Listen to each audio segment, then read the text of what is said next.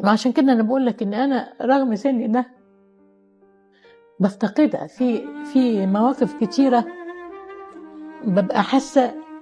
ان يا ريتها، لا استغفر الله العظيم ما بقولش انها تكون موجوده، ده الاعمار بيد الله طبعا، لكن انا عايزه اقول ان الانسان مهما كبر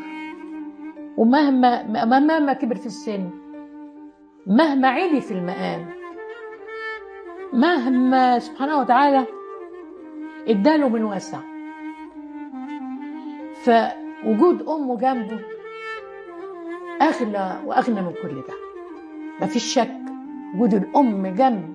الابن او الابنه ده طبعا لابد هتموت، وانا هموت برضه، واولادي هيبقوا، لكن وجود الام في حياه الانسان، يعني انا ارجو وبتمنى ان كل انسان يعرف ان هو معاه شيء